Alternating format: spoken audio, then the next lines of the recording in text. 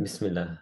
Okay, Bismillah ar-Rahman ar-Rahim. Alhamdulillahi Rabbil Alameen. Wa usalli wa usallimu ala man bu'itha rahmatan lil alameen. Assalamu alaikum, everyone, and welcome to a resumption of the Ummatics Colloquium. We were on hiatus over the summer period while there was a conference, alhamdulillah, a very successful conference in Istanbul. And it gives us great pleasure to welcome you all to a discussion with Professor Jonathan Brown, Dr. Jimmy Jones, and Dr. Muhammad Khalifa, who will be engaging Professor Brown's book, Islam and Blackness. I should say his latest book. And so it gives me great pleasure to welcome you this morning, this afternoon, or this evening, as the case may be, because I expect people are zooming in from various parts of the world, to a discussion of Jonathan Brown's book, Islam and Blackness. Jack, if you'll forgive me, I'll address you by your first name when I'm addressing you, but I should say Professor Jonathan Brown needs no introduction, being from Georgetown University and having at this point published half a dozen books on various aspects of Islam and Islamic civilization. His latest book, Islam and Blackness, explores the important subject of anti-blackness, subjects of anti-blackness, slavery, and racism in Islamic history and theology. This work is significant for the purposes of the Ummatics Colloquium because it engages critically with the accusation that Islam is inherently anti-black or promotes slavery. The latter shibboleth is one that Professor Brown has powerfully addressed in his last book, Slavery in Islam.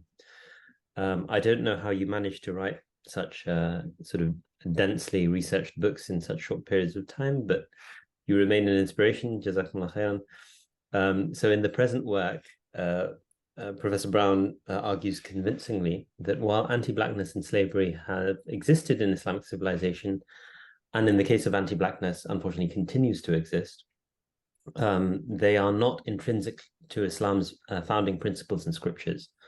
He shows how the Quran and Hadith promote racial equality between peoples, condemning both tribalism and racism. This may be seen in the Prophet's Muhammad's normative practice, according to which he showed esteem towards his companions regardless of their skin color and castigated those who would denigrate others because of their darker skin.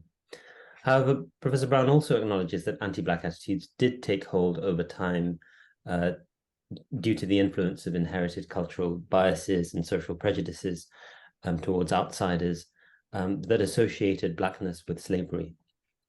You gave an interesting anecdote just now that, you know, this takes a long time and kind of becomes established in recent centuries. So you can correct me if I'm wrong, but even as late as the 15th century, an Englishman could be enslaved because he was not observing sort of certain legal interdictions that, you know, led to that. So ultimately, ultimately, Professor Brown concludes that Islamic intellectual history contains some human shortcomings that must be rejected, but also powerful foundational principles of human dignity that form its cornerstone. For Ummatics and for the Ummatics Institute, this book highlights the need for modern Islamic thought to reclaim Islam's egalitarian ethical teachings in order to combat enduring problems of racism. The path forward is not to reject the Islamic heritage wholesale, but to reorient that heritage towards the Quran and Sunnah's vision of justice and human unity.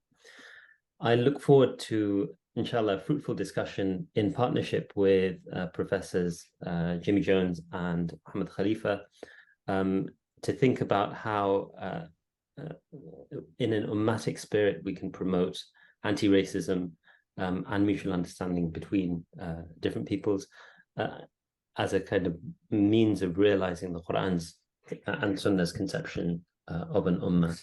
So with that, I wish to hand it over to you, Jack. You will have, if that's okay, 20 to 30 minutes to give a broad overview of what you are arguing, inshallah, connecting that to the question of ummatics and what it means to think about this as an ummatic problematic, pardon that expression. And then that will be followed by Professor Jimmy Jones speaking, responding to your remarks for about 10 to 15 minutes, if that's okay, followed by Professor Muhammad Khalifa, responding to your remarks for roughly the same time.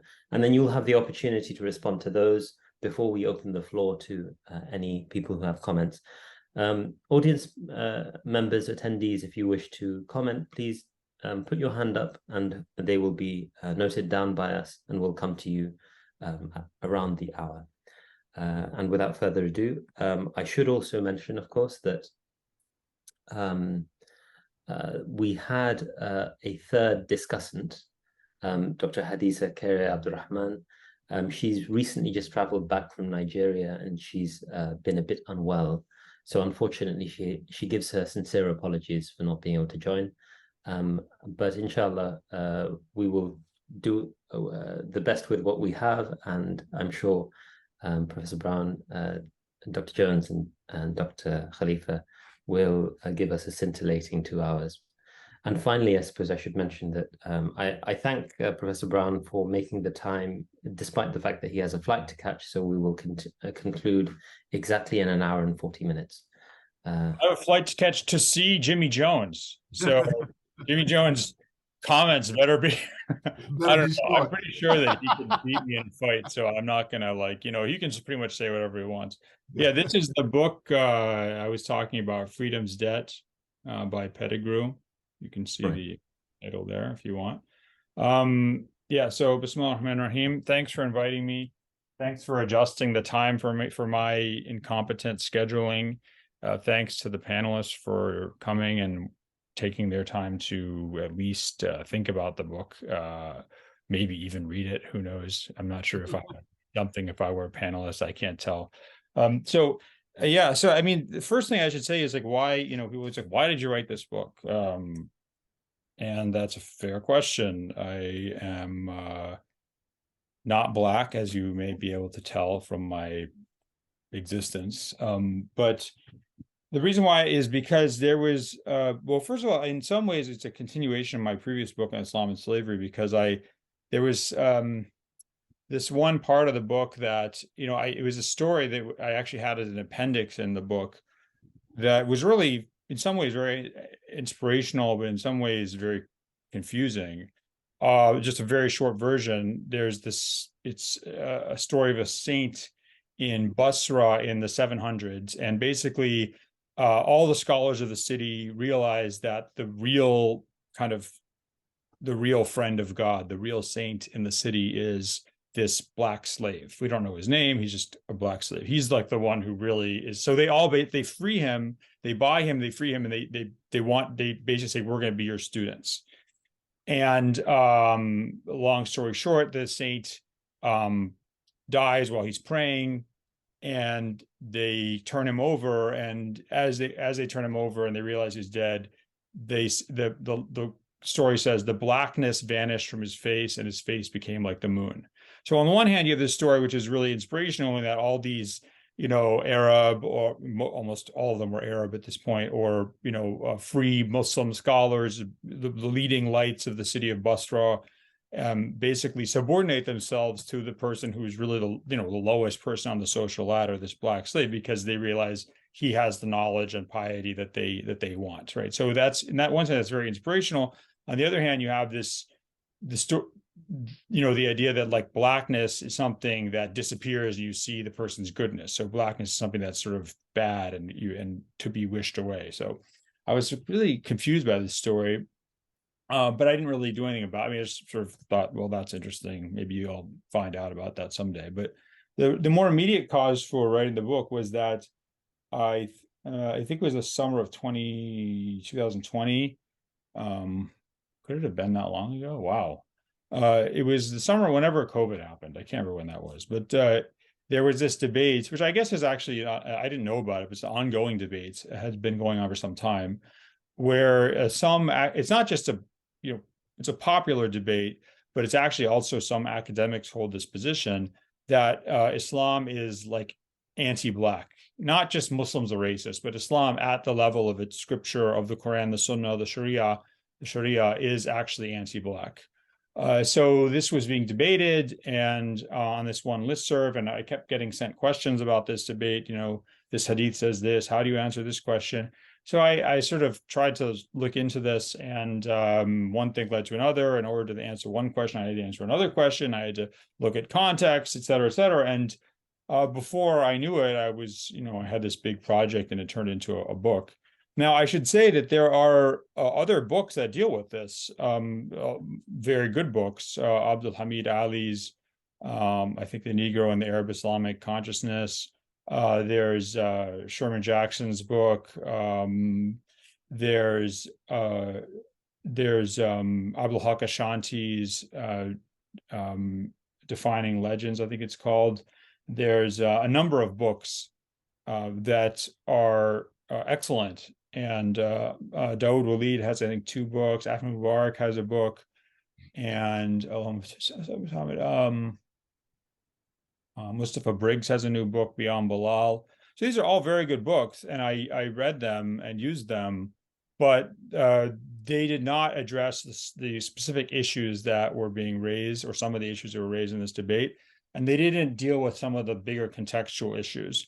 So what I tried to do with this book was to kind of bring together the best stuff that had been written on this topic so far, add, fill in the gaps that hadn't been addressed, and then kind of add more contextualizing information. And so that's how the book came about. So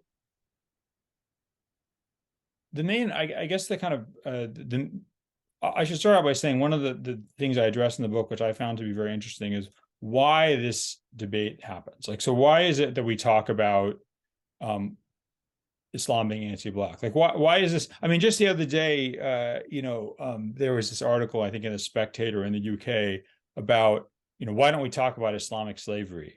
And then just as often you'll see, like, why don't we talk about, racism in the Arab world? Or why don't we talk about Arab anti-blackness, right? So this, considering that, we in this discussion is kind of people in the West who are generally not Muslim and not related to Islamic civilization, we actually do talk a lot about Islamic slavery, quote unquote, and about anti-blackness in the Arab Muslim world,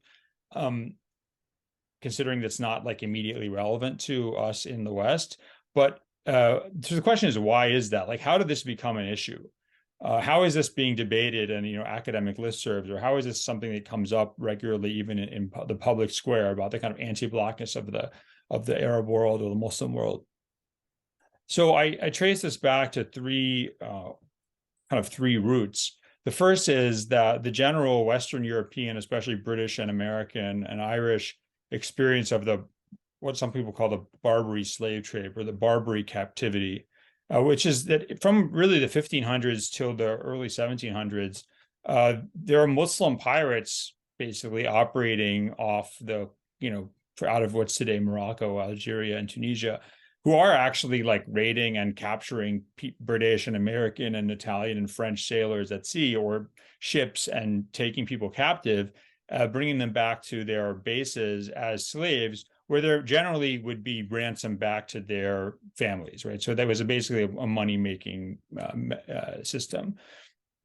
So this becomes a big part of kind of feature in Western European cultural imagination. People write stories about their. One guy, by the way, who was a captive was John Smith, the founder, one of the guys at Jamestown, which my kids just learned about last year in school.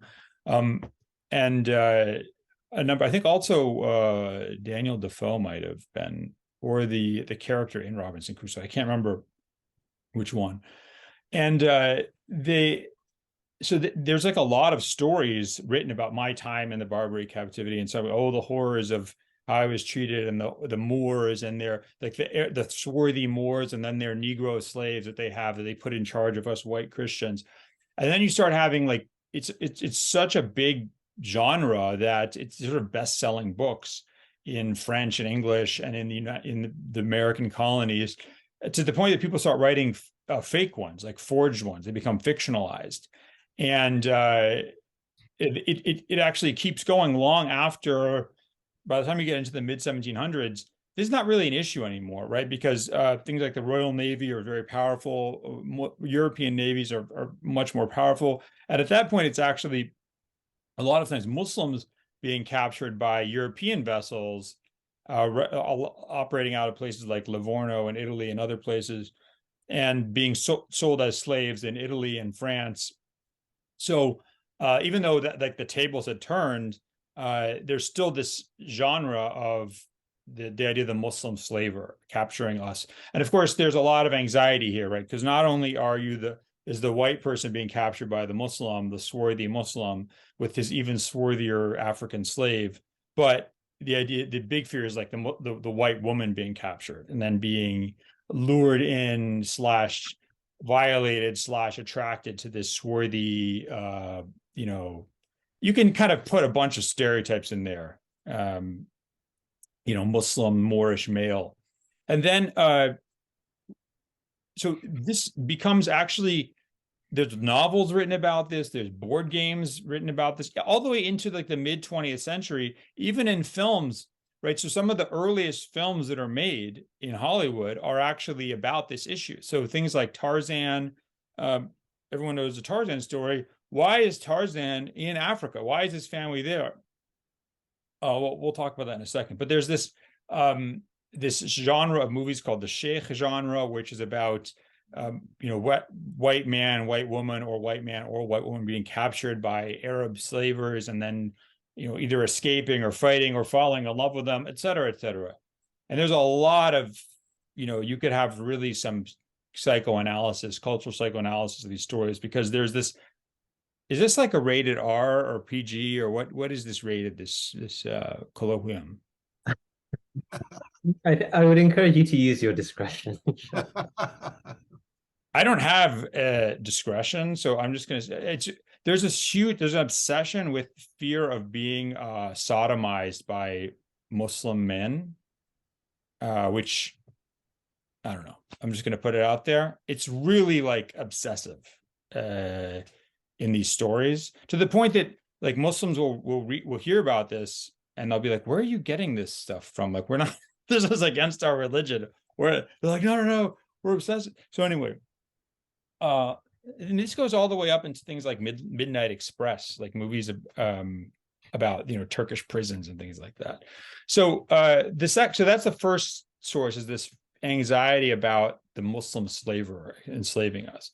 The second thing is that after the kind of abolitionist activists in Britain and the UK and the US, or the Americas, succeed in ending the Atlantic slave trade in the essentially early 1800s, their attention turns to what they see as the only other slave trade. So they say there's basically two slave trades. They say there's the kind of the slave trade that we did, which is sometimes called Christian slave trade, but it's not really Christian because it's not the Christian thing to do. We ended that. The only other thing is what they call the Mohammedan slave trade. So that becomes the main kind of focus of abolitionist energy after the 1830s, especially. And here you have this clear idea emerge that the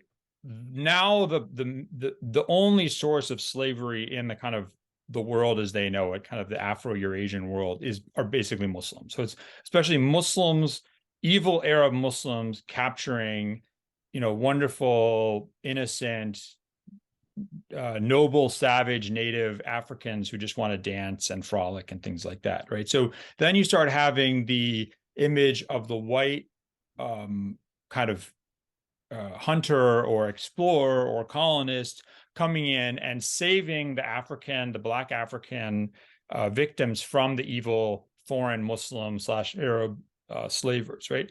And that's becomes a big cultural theme as well. As I mentioned, that's actually behind the whole Tarzan series, is that Tarzan's family has gone to Africa to protect the African population against Arab slavers. So this becomes a huge issue.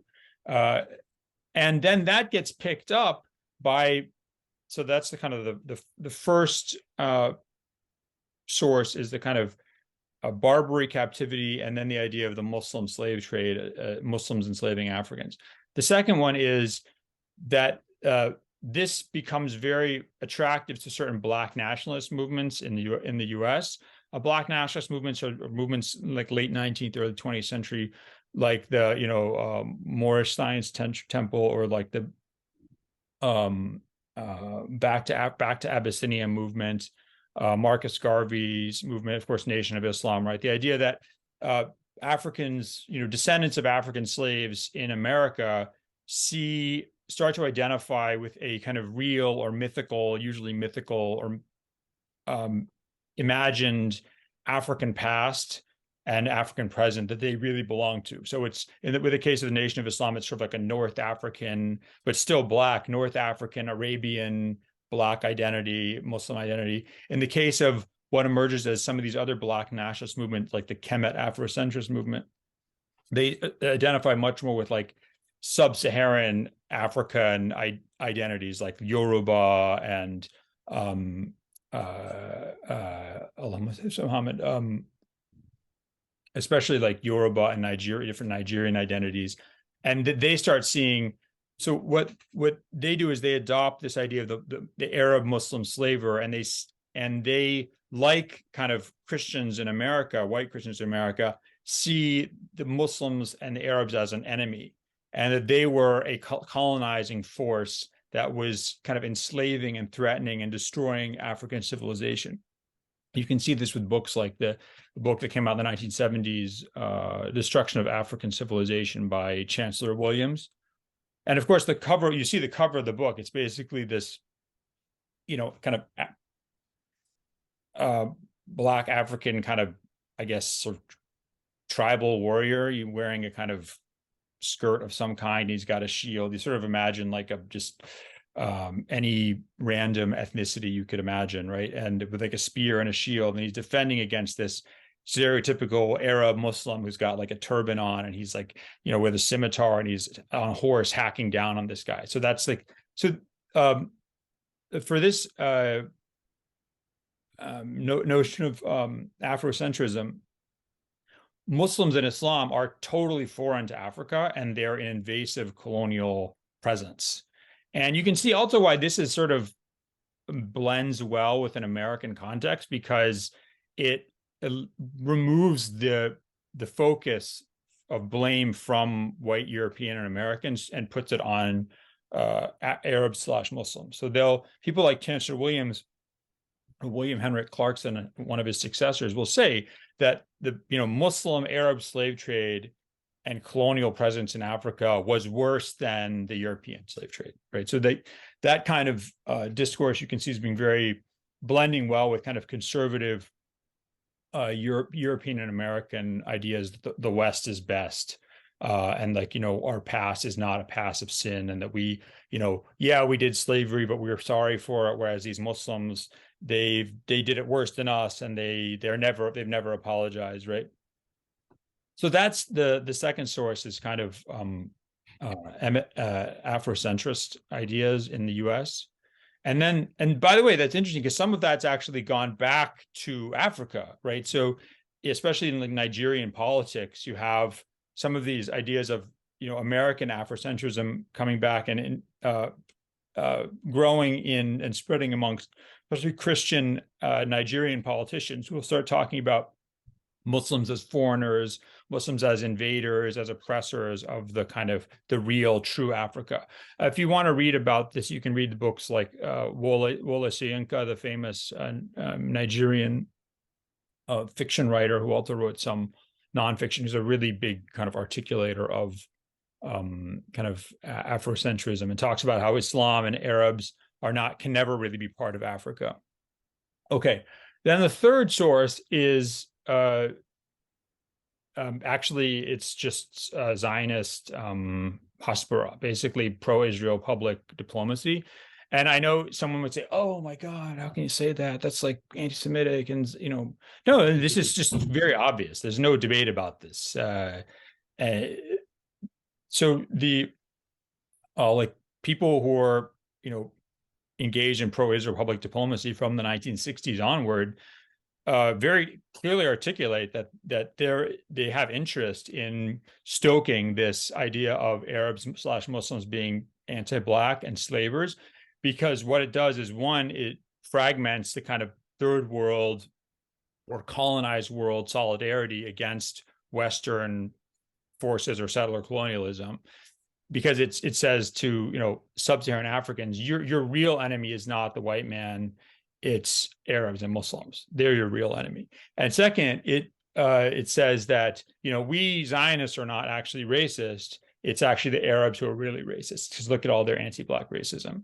So if you look at, I think I said this on Twitter like 2 days ago or something, but if you look at who writes these articles about why don't we talk about Arab Islamic slavery? Arab Islamic slavery is worse than European slavery. Why don't we talk about Arab Islamic blackness? Why don't we talk about these always come from two sources. It's American and sort of European, American, and British, usually West is best conservatives, and it's pro-Israel media outfits. The only two sources. They will consistently, like clockwork, write about this topic. Like, what's the name of the Mark Lamont Hill, for example, when he would, anytime he'll write about solidarity with Palestinians, you'll immediately see either in Israeli online news outlets or just kind of pro-Israel or Israeli pundits will come out and say, how can you say this, Mark Lamont Hill, when Palestinians, the word for black in Palestinian Arabic is abd, is slave, right? So they'll immediately start to try to stoke the fires of, or draw attention to and inflate the notion of kind of Muslim Arab anti-black racism. So I should say that, you know, just as a rebuttal to this idea of Arab Islamic slavery, and I drew on other people who've done much better work on this than I have. I mean, who actually worked on it. People like Dalu Gubara and Nathaniel Matthews. If you want, especially Nathaniel Matthews' article is online. You can read it. It's very accessible.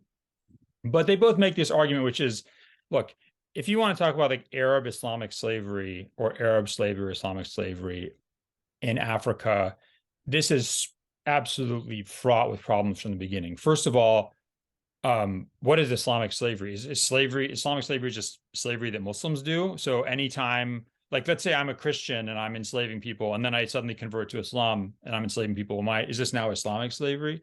Second of all, this idea that Arabs or Muslims are not part of Africa is nonsense, because you have, you know, hundreds of millions of African, you know, people that we would racialize as black, who see themselves as black, are Muslims, and there's millions of people in Africa who speak Arabic, right? And who learn to read and write Arabic. And of course, there's also this, which of course is ignored by 19th century abolitionists, but there's this enormous internal to Africa slave trade that's not done by Muslims, right? So at the same time as abolitionists are talking about the evils of the Mohammedan slave trade, there are non-Muslim, you know, either Christian or people following traditional African religions in places like what's today Nigeria, who are engaged in their own slave trade, who are actually enslaving people, buying slaves, selling slaves. And of course, there's also Ethiopia in the 19th century and early 20th century, a Christian kingdom that is also engaged in expansion and conquest and enslavement of people. So there's all these, you know, inaccuracies that stem from stereotypes about what Islam is, about what Arabs are, about what Africa is, and these are all highly inaccurate.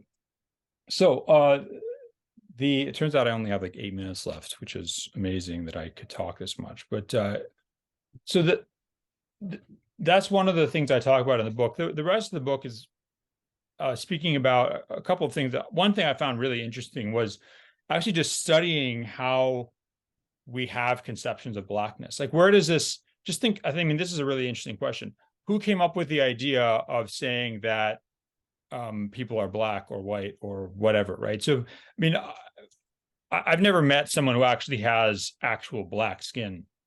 I've never met someone who actually has white skin. I mean, so these ideas of how color naming comes up are really interesting. And then how people depict themselves in pictures, how that has to do with the availability of paint and ink and colors, like what people, how our conceptions of color and race are linked to just things like what object do we have that we can name our color after, or what how do we make paints and how can we represent ourselves?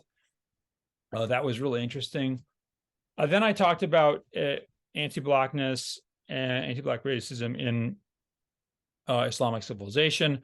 I show how the kind of Arabic culture at the time of the Prophet and the Arabian Peninsula, when you do see kind of people speaking about blackness negatively, it's not because there's anything inherently wrong with blackness. It's because in that case, blackness is seen as a marker of being an outsider in that tribal society.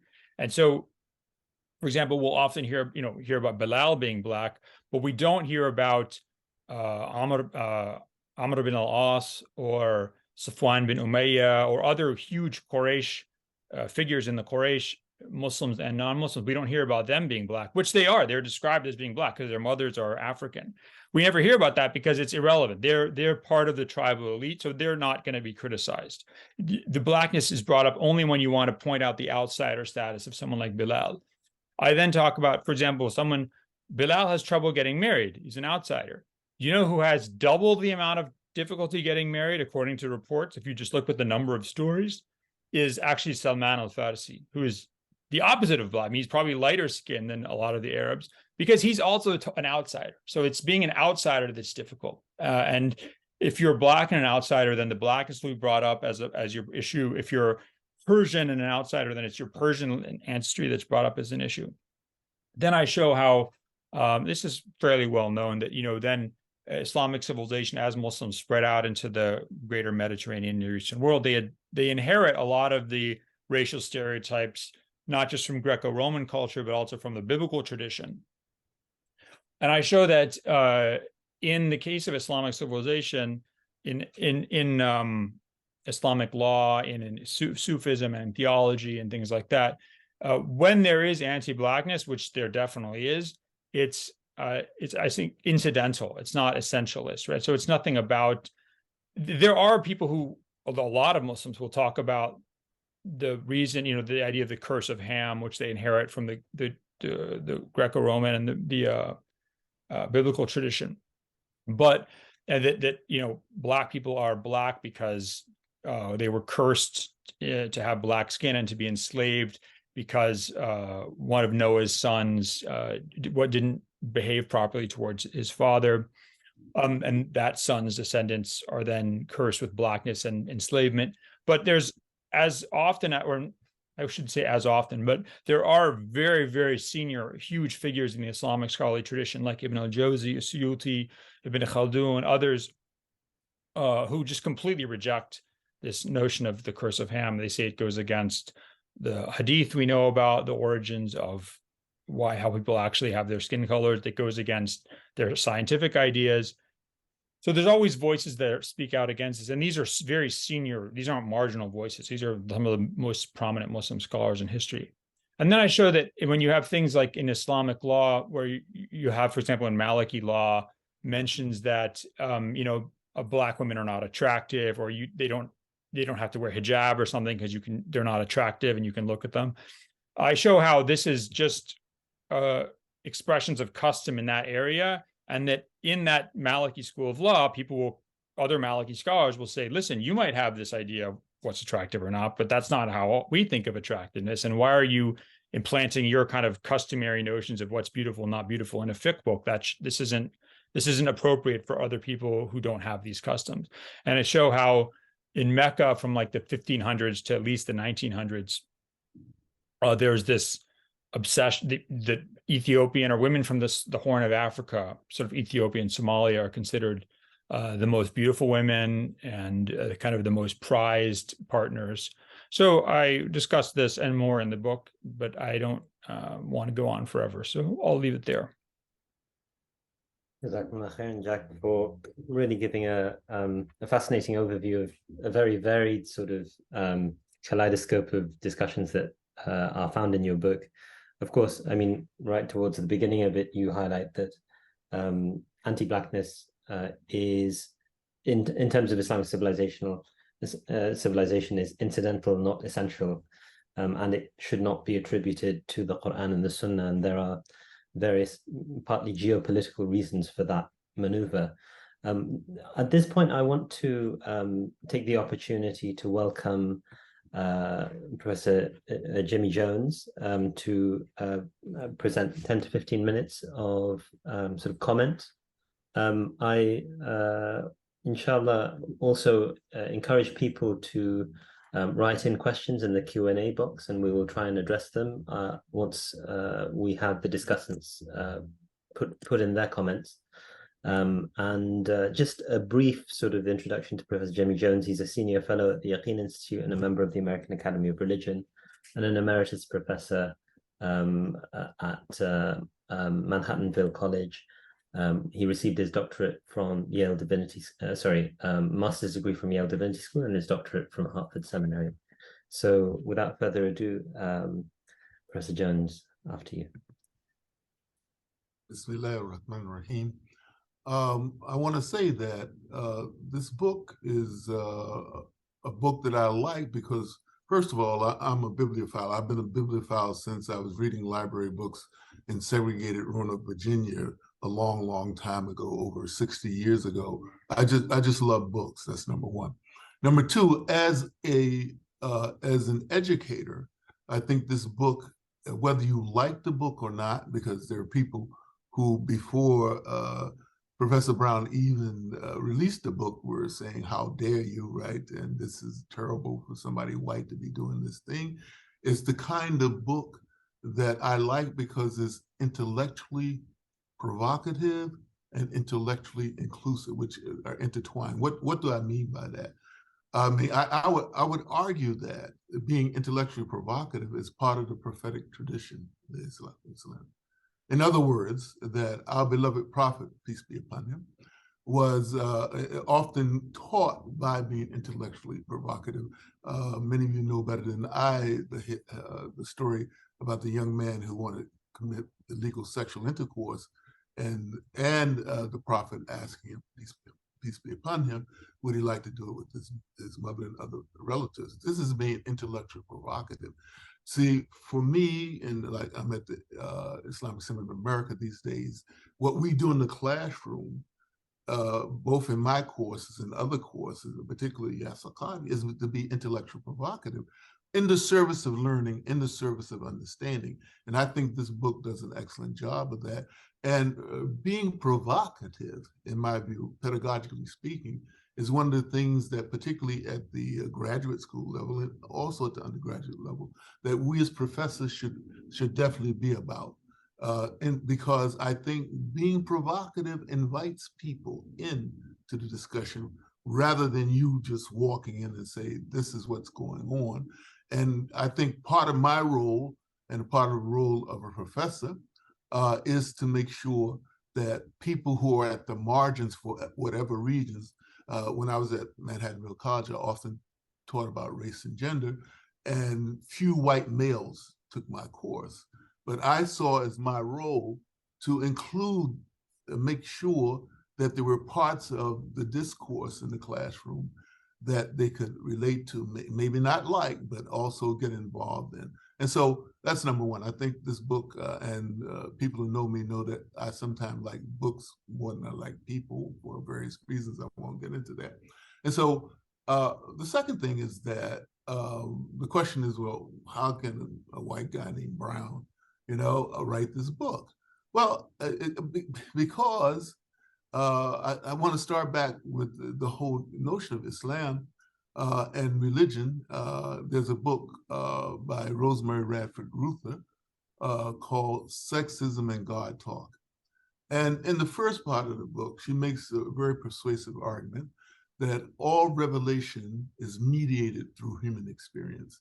That's to say, and this was an eye-opener for me, because this really says that even though we get wahi for us as Muslims, the reality is that our beloved Prophet was a human being. And we won't get into the issue of whether he's perfect or not, but was a human being in a human context, and therefore subject to the cultural context of those particular people at that particular time. And that I would argue to both the Christians and the Muslims in my classroom, is that you don't really understand Christianity, you don't really understand Islam, unless you have some ability to delve in the primary language. Obviously for Muslims we should, but I would say to the Christians, I mean, many, I was raised in a Christian context, and I read the King James version of the Bible, and I thought Jesus Christ spoke like King James: "Ye shall know the truth, and the truth shall set you free." I would argue we don't really understand unless we understand that all revelation is mediated through human experience. Therefore, to really argue that anti-blackness in 1445 or 2023 and anti-blackness 1400 years ago is essentially the same thing, which many people do, quite frankly. It's just intellectually lazy. There's no way around it. And it leads us to places that absolutely don't make any sense at all. And I think Professor Brown has done this very, very well using language, using history in his book, in terms of unpacking the reality that lots of things have happened in the last 1400 years, and to label Islam, in essence, anti-Black, it just doesn't make any sense at all. I think the other way that this book is helpful is the appendices, which help us delve into the various ideas, paradigms about Islam and anti-Blackness, depending on what you're interested in. And I just love that in the book.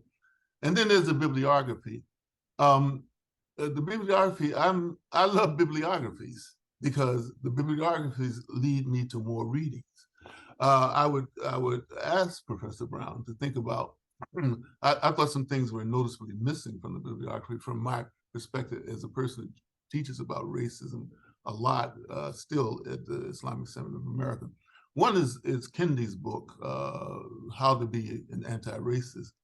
I think that that a lot of our thinking, including within and outside of the Muslim community, but particularly in academia, is being framed that way, and it makes a nice target for people like the governor down in Florida, because of what I call the lazy intellectual thinking behind this major premise. That is to say, you're either racist or anti-racist. And the way I look at social justice and the way I look at intellectual development, it just doesn't make any sense. When I'm organizing, and I've been a community organizer, in the community, I want to get those people in the middle between the two, right? Because those people often are the people who move us ahead. And so I thought that Kendi's book was missing.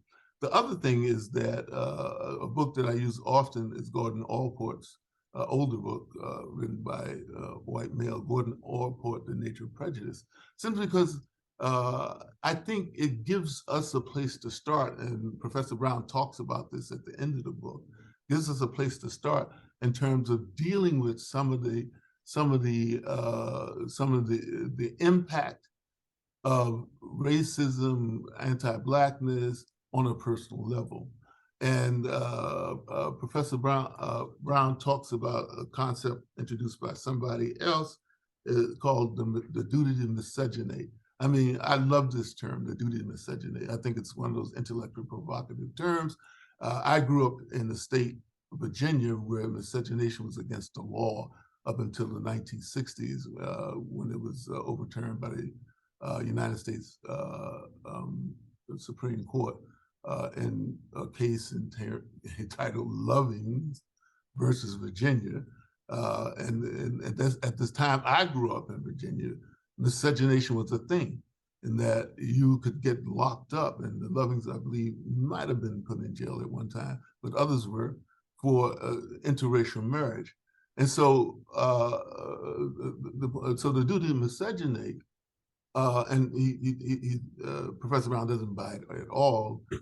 He argues that we should at least think about, giving a fair chance to people from other cultures, and particularly talking about Black people, which I think is a good idea. But I think what Gordon Allport does in this book, in the first couple of chapters, talks about the 5 levels of acting out prejudice, and the lowest level being anti-locution, that is speaking bad about a group of people. I think one of the things that we can do to combat anti-Blackness, combat prejudice, is to monitor our speech, which is nothing strange to us as Muslims, as we well know. And as we understand that, we should make sure that, and if you can look at this book, because my time is running out here. But anyway, it's 5 levels of acting out prejudice. It starts with anti-locution, then it moves to avoidance, then it moves to segregation and to extinction, and they're interlocked. That is, Allport argues that negative talk about individuals leads to avoidance, leads to discrimination, leads to attack, leads to things like the Holocaust. And I buy this argument. And so we should guard our tongues when we talk, more so than we do in the Muslim community, about anti-Blackness and the like. The final thing I want to say is to say there's something called racial allegiance that in the African American community in particular, I believe that we put up with people whose belief about Islam and Allah are very, very far afield of what the average Muslim worldwide, right, would accept in terms of that. And I won't unpack that at all. The only reason that we oftentimes do this is because of racial allegiance. And what I mean by this is that many of us who have, quote, done well and studied Islam and Arabic and done very well at it, still cling to people and notions that are from the street, right? And I think this is very problematical in terms of A, moving this project of Islam forward in the United States, and B, being seen as Muslims the way Bilal, may Allah be pleased with him, was seen as a leader of the Muslim project, as it will. And Bilal certainly was a leader of the Muslim project in the early Muslim community. And I think this sort of racial allegiance that many, I believe, African Americans have pushes us to the back. I want to disagree. I want to close by disagreeing with Professor Brown on his story about the Bajran monk. I just read that differently. It might be difference, had to do with the difference in my racial background. I don't read it that the monk who was Black and turned white. For me, I read it in the Quranic context, maybe. And secondly, I was a bit amazed because this is at the beginning of the book. And then Professor Brown goes to a great deal of very good research, spanning centuries, spanning different contexts, Chinese and other, to unpack this notion that somehow Blackness means bad and whiteness means good, because it's not all the time in all contexts. And I think in that particular context, I think he misreads it. There's a kind of racial allegiance that I think white people have to Black people in contexts like that, where they're often Blacker than we are. I have a mentee who was like that, who I have to caution him about being so hard on white people. And really, the final point I will say is that the notion of being the wrong phenotype, right? In this case, Professor Brown is the wrong person to be writing about Blackness, which it's an outrageous concept. I have many examples of this, but I want you to think about intellectual provocative people like Imam Siraj Wahaj, Sister Aisha Prime, Ubaidullah Evans, and my favorite person to debate with, Sherman Jackson, who phenotypically are constantly in spaces where they're talking about things that Black bodies aren't used to talking about. And so somehow it's okay for them, but not okay for Jonathan Brown. Why don't I stop there? Jazakumullah khairan, Professor Jones. Really sort of some very thought-provoking comments, and I'm sure it will spin into a very engaging discussion. Professor Brown, you'll have the opportunity, inshallah, to share your reflections just after we give the floor to Professor Muhammad Khalifa. Dr. Muhammad Khalifa, very brief introduction for you. He's a professor in the Department of Educational Studies at Ohio State University. I just want to give you 10 to 15 minutes. Please feel free to share your thoughts. Thank you, Dr. Azumi. Bismillahir Rahmanir Rahim. Alhamdulillahi Rabbil Alameen. Wa salatu wassalamu ala Rasulil Kareem wa ala alihi wa sahbihi ajma'in. I have nothing but praise for the book too. I loved reading it. I think it's a great contribution. And just to kind of just jump right off and get it out of the way about whether or not Dr. Jonathan Brown, as a person who's socialized to take your language, as a white man, can write this book. I just challenge folks to respect scholarship for what it is, and to think that African Americans such as myself, probably we would have never reached a state of being not slaves if it were not for white abolitionists and other white Americans who, alongside Black Americans, fought for the freedom of whites. So I would just like to get that out of the way quickly. That doesn't mean that people don't carry biases into their writing. That doesn't mean that people don't carry other questions into their writing. So I just to get that out of the way quickly. Now I do want to address whiteness a little bit in my remarks just in a minute, but I'll try to keep my remarks short. I was really happy to kind of just go through this journey with Professor Brown about, I really enjoyed the first part of the book too, as he kind of theorized through different types of blackness, what it means, anti-blackness and the such, and then brought that into histories of Islam and how anti-blackness rose through Islam. And one of the things that I've first thought about before reading the book was the hadith of the raisin and what anti-blackness meant at the advent of the prophet. When the prophet came, I mean, there were clearly some maybe there are narrations out there I'm not aware of things like follow your leader even if he's a Roman slave, or follow your leader even if he's a Persian slave or something like that. But I haven't seen those narratives, so I do of course not attribute any type of bigotry to the prophet. And this entire book, I think, did a great job of laying that out. However, he was perhaps speaking to, as the Prophet ﷺ himself described Jahiliyyah in his people, that he was trying to cleanse them of that. And as we know, after the Prophet left, all types of Jahiliyyah came back. One of the questions, so I was just left with a number of questions, and I think that the questions, kind of come into three broad areas. So I'll just go through them really quickly. When I was reading the book, I was really blown away at the level of detail. But I was also wondering why should we as Muslims have to apologize for example, out of behaviors, or no fiqhi or no jurist can ever come and leave his biases at the courtroom or masjid. So why should we have to defend those? I think that perhaps some of them are not. I mean, I really appreciated the nuance in the culture and the hierarchies that need to be protected in order for societies to be harmonious. But I also felt that perhaps by us trying to defend that, perhaps we have some culpability in that a little bit.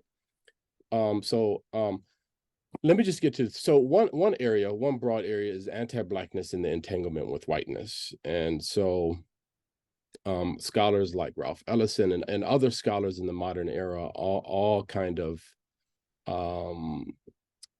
suggest that blackness, especially post-colonial, like after the colonization, European conquest and imperialism, that blackness has a deep entanglement with whiteness, and that, for example, Black identities were sacrificed in order to complete white identity. So in other words, white identities could not be described, or Europe as a continent could not have been enriched, or in this same kind of like, you know, both discursive and material behavior comes up in anti-Blackness, but it's impossible from a colonial way, since colonization and colonial way forward, to kind of describe, and especially in the current moment, Blackness without having a almost deeply intertwined white type of whiteness with that. And I was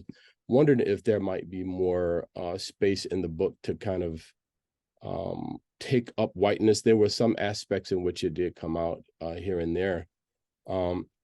And so, you know, this, like, for example, the Afro-pessimist, you know, views that you talked about, which I thought was fascinating. But so in other words, in order to be human is to not be Black, right? And I think it's very correct that many Afro-pessimists would say, like, you know, okay, with these solidarities, because we're talking about solidarity here. And I think that that's a valid point. You know, I think that many Afro-pessimists feel like, you know, the solidarities are there. And this is, of course, how African-American Muslims that I know and have spoken with definitely have a sense of this too, that, you know, hold on a second, we've gone out for Palestine, we've gone out for Kashmir, we've gone out for Burma, we've gone out for all of these. And the moment you kind of like get this, the famine is lifted or the war, then okay, those solidarities are no longer there. I guess the question around that is, are African-American Muslims and other Muslims in other Western countries, and there's a lot of distinction. A good friend of mine too is Dr. Jackson. He and I have talked about how African-Americans here are distinct. We're not seen as immigrant origin and stuff like that. But it is some sort of subtractive or dehumanized view of Black American Muslims also needed in the Muslim community in the current moment.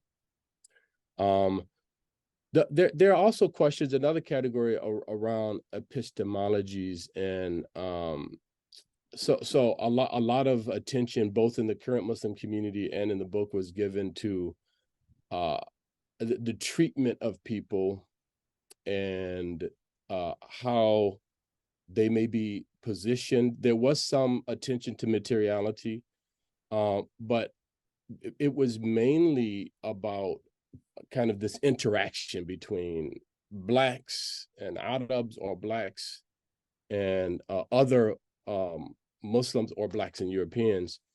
And I'm wondering, although this is definitely important, I did wonder to what extent are Black epistemologies, or Black ways of being, a Black knowledge that, for example, gave birth to places like Timbuktu, but other just Black ways of being might be taken up in such a work, or how does this work speak to that? In other words,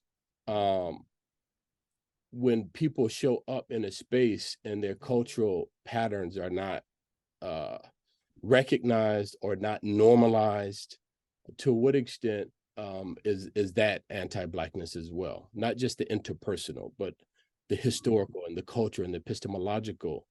And so we're not necessarily talking about intentional, but we're talking about cultural. So, like, for example, so like I'm a scholar of education, and what we would argue in an educational space is that it's not only about the interaction between teacher and student, or principal and student, or principal and parent.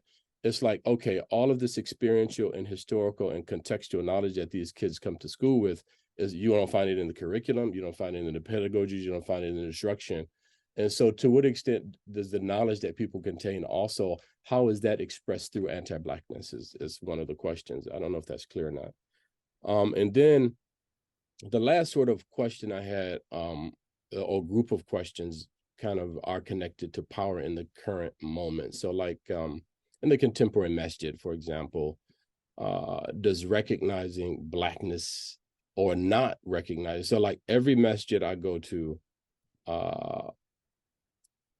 it seems as though the expressions of Islam, the announcements, the entire kind of culture around that space is devoid, unless it is an African American or African masjid, but in masajid or in cultural spaces, it seems as though the knowledge and the knowledge production, the stances, the histories heavily reflect anti-Black sentiments. And so, you know, a lot of masajid I go to, for example, they're always talking about Muhammad Ali and Malcolm X. May Allah have mercy on them both.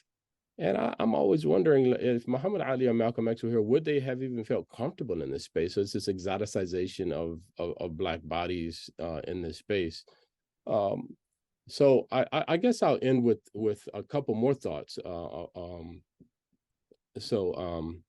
It seems as though Muslims today, as I'm hearing them talk about race and racism, they de facto kind of go to, okay, there was Bilal, there was Osama, and there were other Sahabi, and then there's you know, there's the verse that the best of you are those who are closest to Allah, and that's like the de facto response for all of the nuances that Dr. Jonathan Brown is bringing up in this book, and I think that it is true, it's clear. I think it's indisputable that Islam is an egalitarian, and it goes against any type of prejudice or racism or anything like that. I think it's quite clear. I'm wondering what the actions of current scholars should be with this, and it seems to me to be short-sighted, and if to borrow from Professor Jones, intellectually lazy, just to say, hey, there was Bilal, and Allah says that the believers are brothers. And I think that I shouldn't say it's intellectually lazy. Those, I mean, that is our faith, but I don't think that that's been enough to kind of shed light on the nuances there. And I think that maybe it's people putting their head in the sand. I'm not sure. I've been deeply frustrated by it.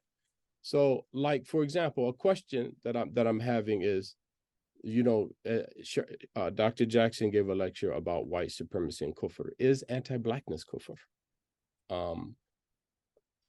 If people persist, because I've been in many masajid where, mashallah, tabarakallah, the imams are talking about blackness and they're talking about racism, and it's like the community doesn't shift. Right. You still aren't marrying my daughter. I'm glad that you brought up marriage in the end part of the book. I'm glad, but you're still not marrying my daughter. I'm still not going into business with you, and I still will have this distant relationship with you. Like let's just take it up. Is anti-blackness a type of kufr? And I'm not saying that will take you outside of Islam, but you know, one of the types of kufr. So I'll end there. Jazakumullah khair. May Allah bless you. May Allah bless the work. May Allah allow you to continue to produce such works in defense of Islam, and barakallahu feek. Ameen. Jazakumullah khairan. Jazakumullah khairan to all three panelists. And I want to say that I'm happy for you to continue to sort of dialogue with each other as we continue the next hour or so, because I think you've addressed a whole host of issues which you may well be interested in hearing the other panelists' views on. So I want to sort of point that out. I also want to say that, you know, Jazakallah khair for all the attendees. We have a set of questions in the Q&A which we'll start to address. Just before we do that, I'm going to give the floor to Professor Brown in just a second. But I did want to perhaps use my chair's prerogative for a moment and say to Dr. Muhammad Khalifa that your comments about, you know, is anti-blackness kufr, as in kufr duna kufr, so to speak, like a type of kufr which is, as Ibn Abbas refers to, that can be below kufr. But if we think of the hadith of the Prophet, I think it was the hadith of Abu Dhar where he had, you know, castigated someone and insulted a slave, I think, because of their blackness. Doubtless something that Jack has dealt with in the book. And And the Prophet's response is, Ya Abu Dhar, innaka mru'un fika jahiliya. Oh, Abu Dhar, you're a person who has some jahiliya. And jahiliya is a species of kufr. Yusuf al-Qaradawi, a scholar who wrote about takfir in the last century, commented that this hadith is an indication that iman and kufr can both be present. I mean, iman and jahiliya can be present in someone.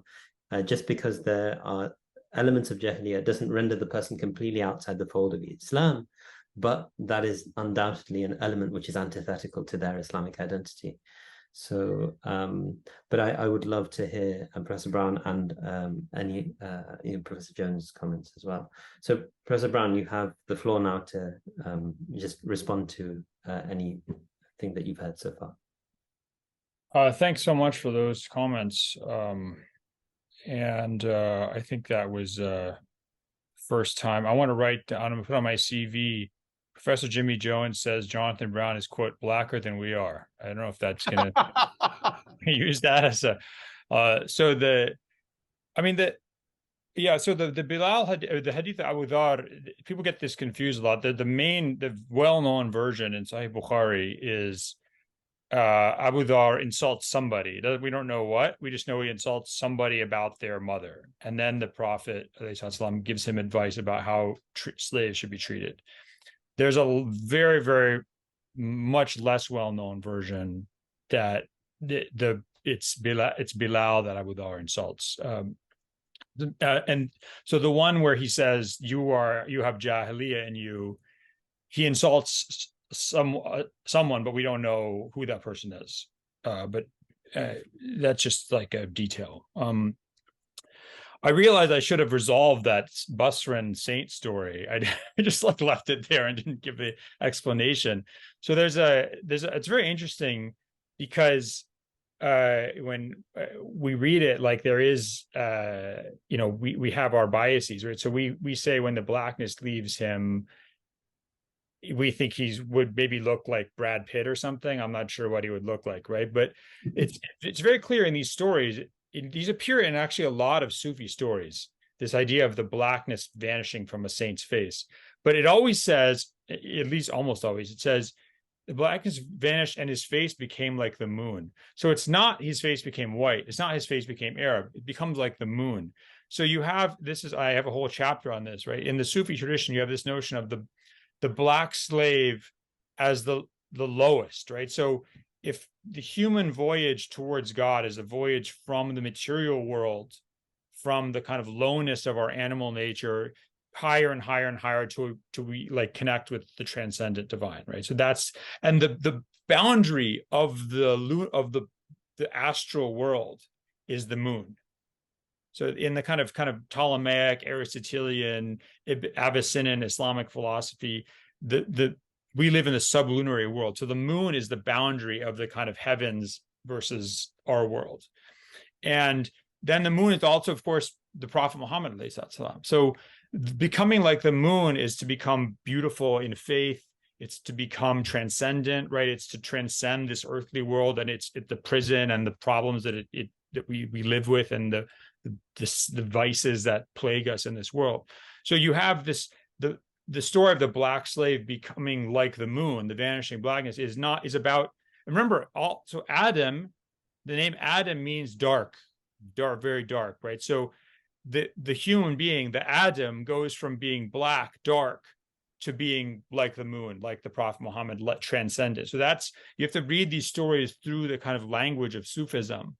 Then it makes sense. It's if you just read it kind of from an American perspective or a modern perspective, you see black person turns into white person. So what's up with that? So I mean, I think it's very important that we understand how to read these stories in their appropriate context. Then we understand the meaning, as opposed to just kind of reading it only through our lens of suspicion.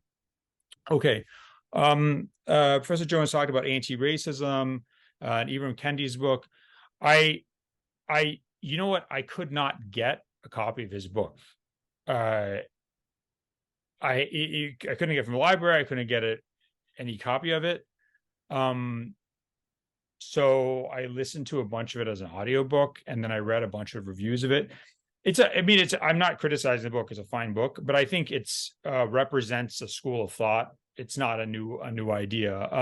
I talk about this in one chapter in my book, which I think is actually very useful for people who are interested in this topic, about kind of big debates within discussions about racism, race and racism, because a lot of the, there's a lot of controversy in public life in America about calling people race. White people get upset. Why are you telling me I'm racist just because I'm white?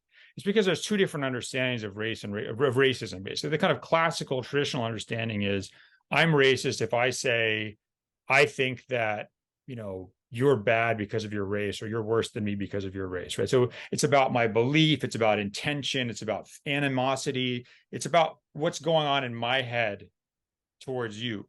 Whereas what you might call like substantive racial or substantial racism school of thought says racism doesn't matter what you believe. Racism is a system. It's a system that results in inequities based on race. And if you're part of that system, you might think there's no difference between black and white people. You might love black people. You might whatever. Your best friend might be black, et cetera, et cetera. But if you're part of that system, you are racist because that system is racist. So, and that it has nothing to do with my intention. It has to do with if I'm part of a system. In order to not be racist, I actually have to step out and say, I am actually going to fight against the system and try and dismantle it. So what happens is you'll have someone like Ibram X. Kendi say, you're racist because you're part of the system. And then that white person's like, what do you mean I'm racist? I don't believe black people are bad, but it's because you have two different definitions of racism that are kind of going past each other. And that's why I think people would probably be less combative about this if they understood that there were two different definitions being used. The raisin hadith is fascinating. The hadith is in Sahih Bukhari, where the Prophet says, obey your commander, even if he's a Ethiopian slave whose head looks like a raisin. It's very interesting because that actually is in Sahih Bukhari, but that's a very rare version of that hadith. The main version that you'll see across collections is just the Prophet saying, obey your commander, even if they are a slave, mutilated slave, like a slave who's been cut, like to show their slave status or something. So it actually doesn't mention blackness. So it's interesting because if you took the main version of that hadith, it would actually not contain that raisin clause. But let's forget about that and just look at the raisin clause. What I thought when I was studying this, it's very interesting to look at how Muslim scholars understand this over the centuries. So until roughly the 1200s, and again, we're talking about scholars who are Arab, Persian, Central Asian, they basically say, they just treat it as a description. Like, okay, he's Ethiopian, so his skin is dark like the color of a raisin, and their hair is curly, and it's sort of like the texture of the wrinkled texture of the raisin. So they'll say it's about hair texture and about color. Then after you go through the 1200s, it starts taking a nastier turn. So you start seeing people say their head is like a raisin because they're stupid and they're kind of less intelligent. You have a lot of these like nasty stereotypes coming in, right? But what I found interesting was, and this is weird, right? Let's say scholars in the kind of West African tradition write an enormous amount of work. They write, for example, praise poetry about the Prophet, just volumes and volumes of this stuff. But they don't seem to write hadith commentaries. So it's very hard to find them talking about this. Although you do see, for example, the Sokoto caliphs, Uthman bin Fodio and his son, Muhammad Bello, who were both very good scholars, they quote this hadith in their own writings, and they don't have any anxiety about it. They don't say like, oh, yeah, I don't know what to say about this. I feel like insulted. They just use it. They don't have any problem with it. Similarly, a scholar who actually is Ethiopian, who died just a few years ago, Muhammad Amin al-Harari, he discusses it, and he's Ethiopian, and he doesn't, again, just sort of pretty matter of fact about the hadith. So I think it's important here to, I might be offended, we might be offended by this comparison, but we also have to accept the perspective of, Black Muslim people who we racialize as Black, who are Muslims who thought themselves as Black, who just see this as a comparison, like saying, yeah, and this is what you see a lot in Islamic thought, and also just pre-modern human, even kind of up until kind of 1990s political correctness. The idea that I say like, oh, Osama, your skin looks like, your head looks like, I don't know, like Reese's Pieces. I don't know. I'm just trying to think of some stupid. I mean, like that. So now people are like, oh my God, Jonathan Brown said this. He should be canceled. No, like up until relatively recently, it was just totally normal to say so and so looks like X, right? I mean, and so we can have our sensibilities. That's fine. And if it makes people feel better to not be compared to objects or to food or whatever, that's totally, that's totally laudable, and I support that. But we don't want to take this and like impose it on the past and treat people in the past as somehow having failed to live up to our objective moral standards that are somehow universal. So I think that's important to keep in mind. Whiteness, we Hamid talked about that as well. Yeah, it's really interesting. So one of the reasons I'm not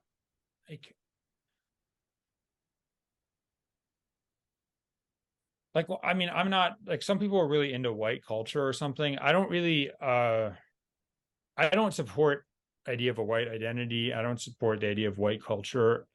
I don't like this like rich men north of Richmond nonsense. It's all just Confederate. And as far as I'm concerned, this is just Confederacy rhetoric, and it's all like deeply anti-black racist. It's and I think it's all dressed up. It's just racism dressed up in whatever modern clothes we want to give it. White identity is entirely defined by the oppression and dispossession of other people, like that. I mean, I wish there were things like white food or like white culture, like that I could be down with or something, but there's just not. It's all based on crushing other people and treating them like garbage, in my opinion, or just maybe being alcoholic. I'm not sure. So the point is that I don't support or endorse any kind of positive concept of whiteness. I think it's entirely like a negative concept that's, it exists through negative integration by othering groups.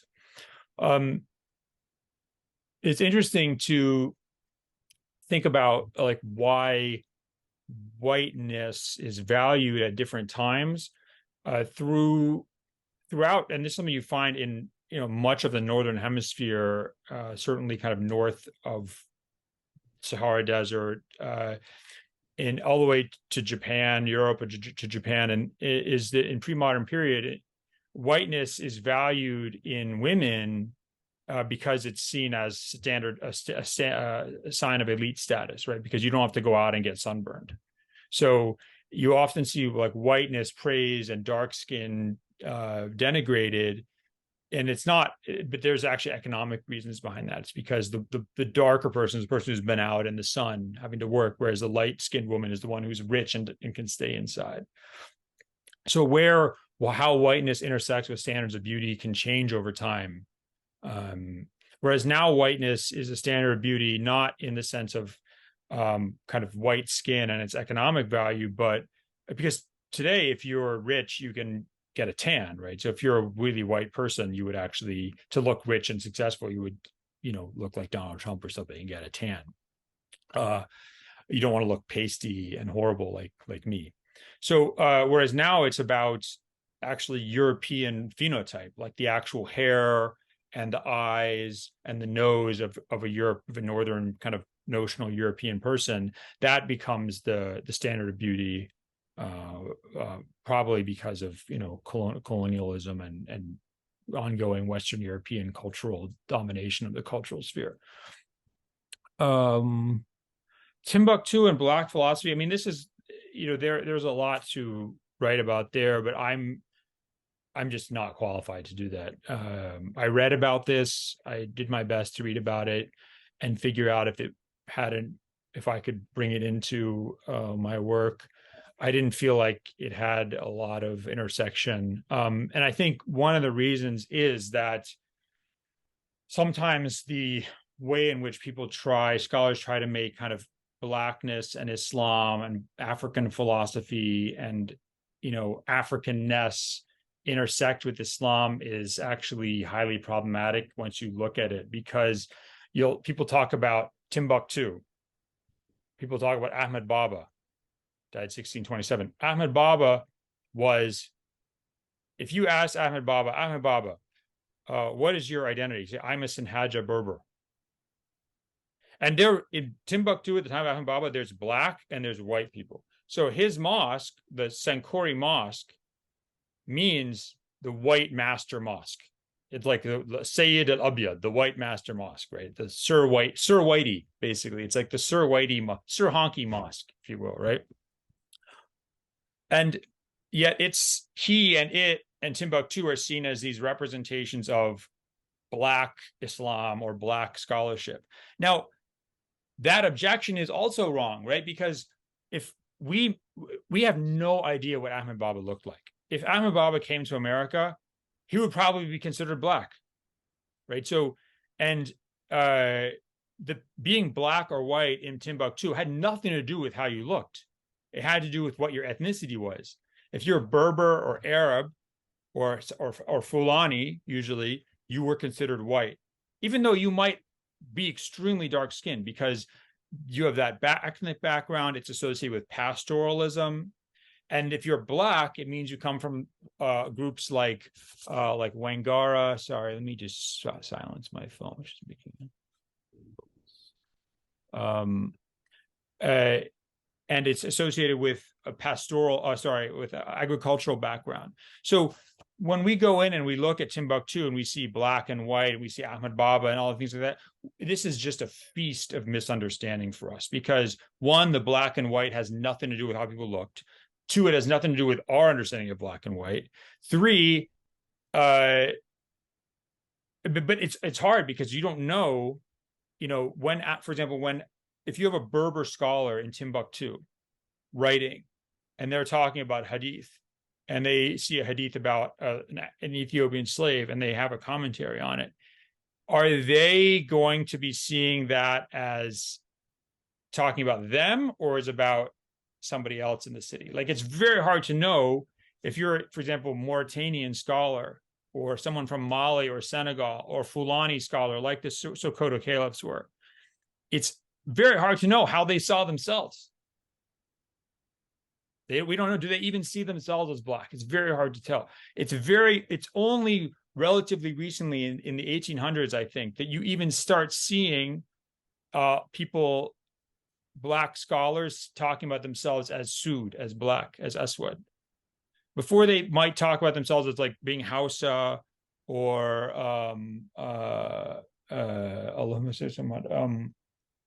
from Borno, right? Like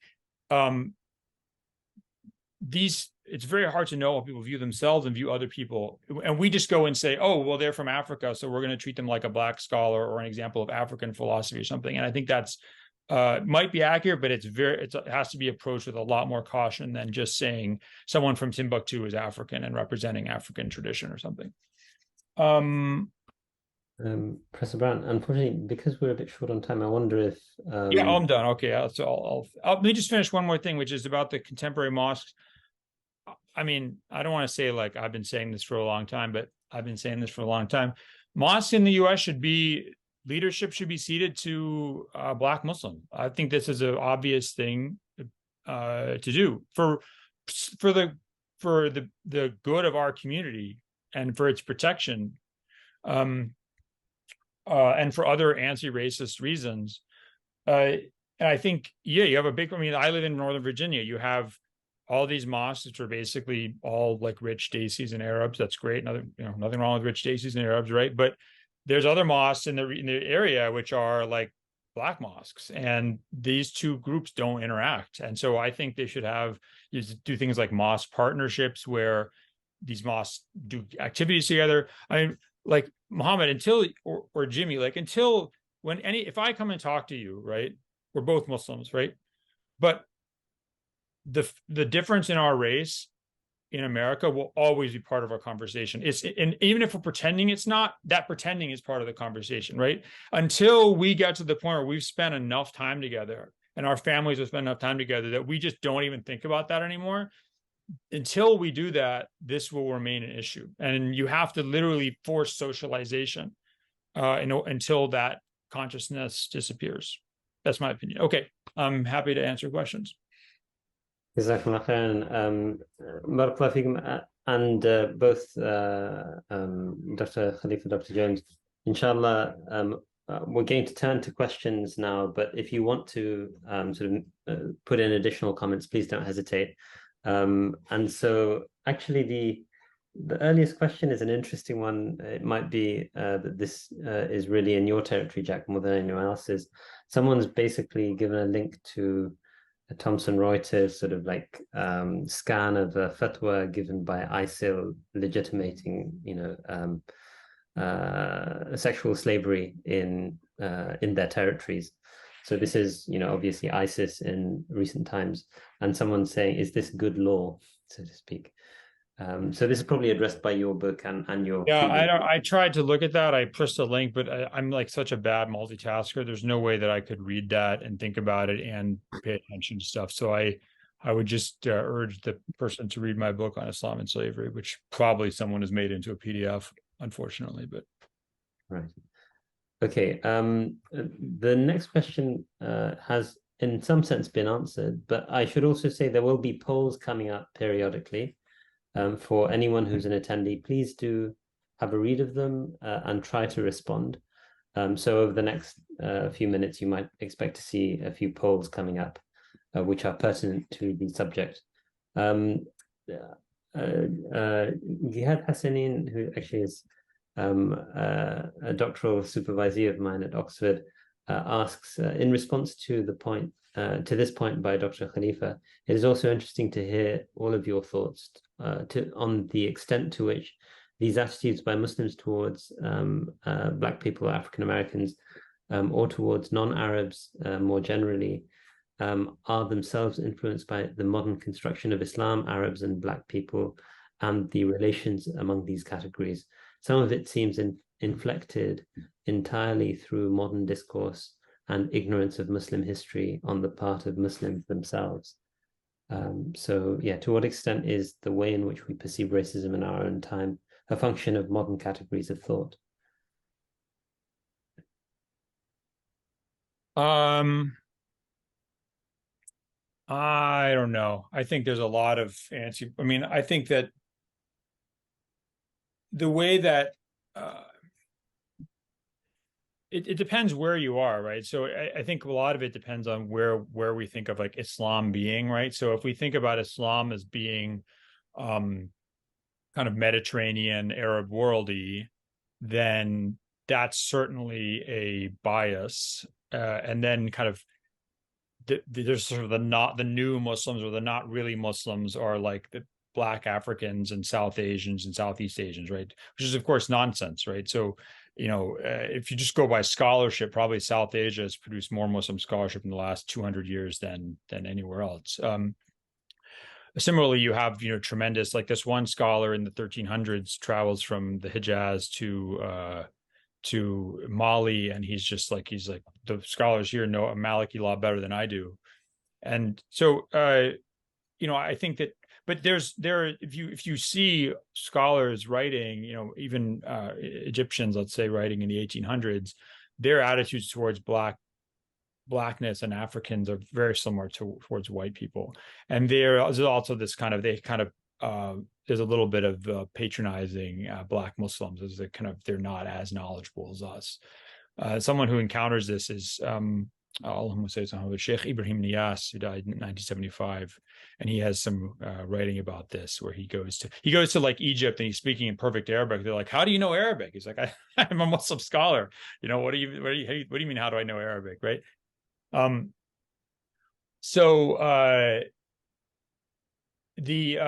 think there is some intersection of modernity, but I think a lot of these issues and these fault lines and tensions have pre-modern origins in Islamic civilization. Allahumma salli Muhammad. Yeah, I don't know if that answers that question. Any other questions? I keep getting these polls. So these polls, incidentally, I mean, just for what it's worth, we did put out a poll which said, to what extent is racism more generally an issue among modern Muslims? So not just anti-Black racism within the United States, but there are other forms of racism that I think anti-Black racism is probably the most salient globally. But I guess in perhaps attitudes of Arab superiority in certain instances, or maybe South Asian superiority vis-a-vis other groups within the Muslims. Yeah, I mean, it's funny. Like, I think, you know, as much as I've been bagging on white people, I think, you know, white, and this is, I probably don't even need to say this, but like, you know, white Americans and Europeans are, if they're racist, they at least know they need to like hide that or like channel it in certain ways, right? Whereas there's other parts of the world, I'm not naming names, where people are just straight up racist, and they're just in ways that are kind of terrifying. I don't want to blame anybody, but there's other parts of the world that where you go and you're just like, you know, you see stuff and you just, I can't believe I just saw this. I can't believe people are actually acting like this, and they don't even think it's a problem. Like, I understand someone acts like this and like everybody's like, oh my God, this is terrible, but no one even thinks it's a problem. I think there's also an element, if I may, Jack, of the two different definitions of racism that you were talking about, because it's the sort of surface level racism of, you know, rather than the structural form of racism that someone like Du Bois is talking about, that's very often maybe on display and is not shocking to those people in those cultures. But in our own context in the West, I think that sort of deeper structurated kind of civilizational project that is reflective of you know, contemporary racism is more salient. Awesome. Yeah. One person asked about the verses of the Quran that talks about the believers, you know, on the day of judgment, some people's face will be white, some people's face will be black. Okay, very interesting. It's very important to remember that when you look at Arab culture at the time of the Prophet in that kind of Quranic context, if you talk about people's phenotypes, the way they look, you either use a bipartite system, which would be red and black, and there's a debate about whether or not Arabs are red or black, but there's red or black, or tripart system, which is black, white, and red, and white being more of like a kind of Mediterranean-y look. White is sort of a more lighter skinned Mediterranean look. None of this, by the way, involves Northern Europeans who are just off the radar white for these people. Same way with the Romans, by the way. For Romans, that's where the idea of white comes from. People calling people white is a Roman word. Albus means a sort of general just picture like a typical Italian guy. That's white. If someone was a Northern European, like Irish or British or German, Romans would call that person pallidus, which means pallid. So that they didn't even use the word white. Those people were beyond white. So Arabs. So my point is that if you have a black-white comparison in the time of the Prophet, it's actually not about people's looks. It's about noble, ignoble. So that's why someone will say, like, you're white of face, or may God whiten your face. It means God ennoble you, honor you, right? So and Muslim scholars talk about this without exception, basically, when they do the tafsir of these verses. This has nothing to do with how you look, about being African or Arab or whatever, or you're, you know, on the day of judgment, you're going to look like an African person or something. No, this is about nobility, ignobility. And as Fakhr Razi says, blackness is not like any blackness in the world. This is like a completely other discussion. Like, it's not about earthly phenotype. It's not comparable. So it's very important to remember, when you talk about the Quran, the context of the Quran, black and white is a metaphor about good and bad.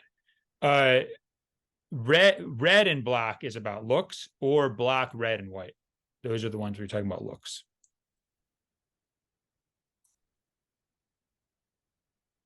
Forgive me, I had my mic on mute. So once again, Professors Khalifa and Jones, if you want to chime in at any point, please don't hesitate. There was a question about Professor Ben Freeman's work. So I think Bernard Freeman, you mean? Yes, Bernard Freeman, sorry. And so does this book serve as a work of Black Islamic theology? I think this is a reference to your book. How does it compare or contrast with the work of Bernard Freeman? I think, I think Bernard Freeman's book's more about slavery and Islamic civilization. I think maybe Sherman Jackson has books about like Black theology and theology of Black suffering. So I think Sherman Jackson's works, mine doesn't deal with that kind of stuff. Mine's really about concepts of Blackness and Islamic civilization.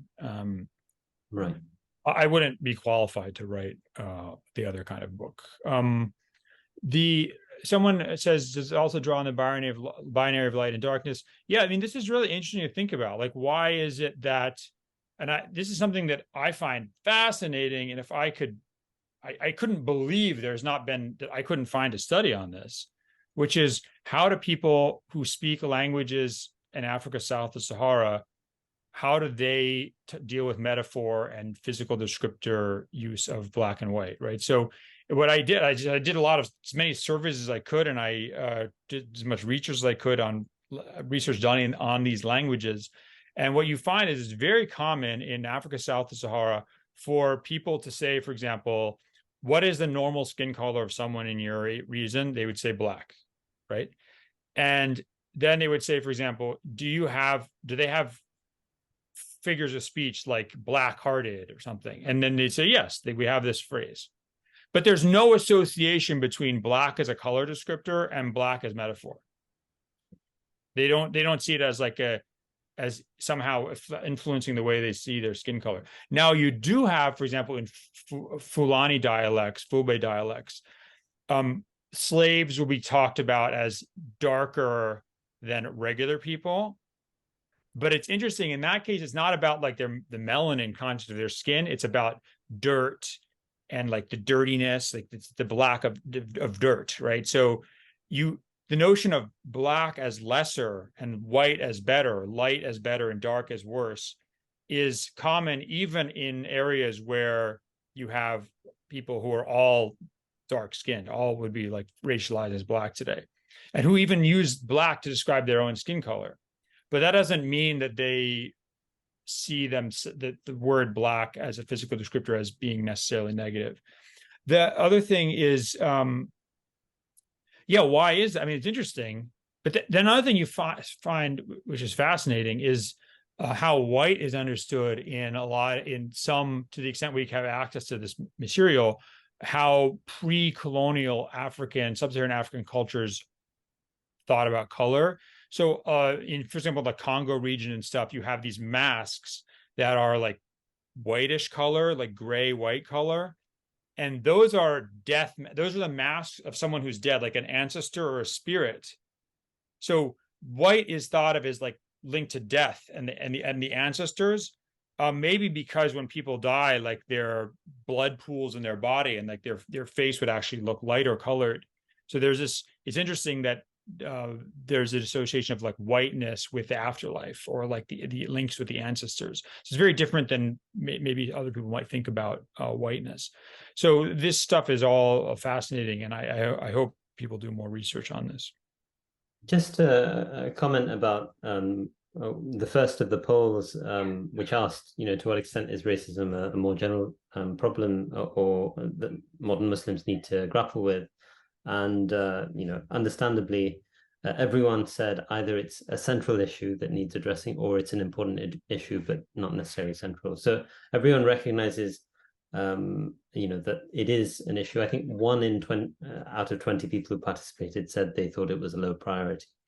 So, I mean, in general, there is a recognition that this is actually quite an important issue, throughout the modern ummah. I wonder if any of the scholars wants to comment on the question of its role in, an ummatic context. If people are thinking as an ummah, or if we want to revive this sense of solidarity across 1.5, nearly 2 billion Muslims, those divisions, ethnic, in our own time, national, linguistic, and racial will be a component of those. To what extent do you think that that's something that needs and even can be surmounted Dr. Khalifa, you mentioned the idea of, look, if you're not going to do business with me, you're going to mention Bilal, but you're not going to do business with me. If you're going to talk about how the Prophet was anti-racist, but you're not going to let your daughter marry my son, for example, how do you overcome that? Do you think? And this is a question for everyone, I guess. Well, go ahead. Go ahead, Dr. Jones. Dr. Jones, I think you. Yeah, I was step in and say that this is the issue for leadership in the community, and again, it's the way we conceptualize the whole problem is part of the problem, and part of the leadership has an obligation to, I believe, if you're leading in the Muslim community, you have an obligation to understand some of the things we're talking about today, because in the United States of America, blackness, racist, anti-racist is front and center almost every place that matters, like the presidential candidates talk about it, and so therefore, if you're gonna be a chair of the board, run youth groups, you should understand this. I'm not necessarily talking about teaching this, because I think understanding the fact that blackness now is very different from blackness even 50 years ago, and that we understand that you have to come to grips with it if you're going to live in this society, and you have to make some effort to be I hate to say it like this, pro-human, because that's really what it's about, because that the notion that black means other than human is a very real thing. It's something that I felt growing up in this country, and that you have to dismantle it. But I don't. I'll stop by. You don't dismantle it by calling people racist, by the way. I just don't, because dismantling it is about starting a conversation that leads to action. And calling people racist doesn't start the conversation. Osama, is that I wrote that thing for you? Is that getting published, or is it getting sent to people, or what happens with that? Because it does deal with like Afro-pessimism and Islamic civilization. I don't know. Right. So the Professor Brown very kindly has provided sort of a brief summary of some of the key arguments in his book, and that will be published on the Ummatics website. We apologize, we were supposed to send it to the members on the mailing list, but inshallah it'll be on the website.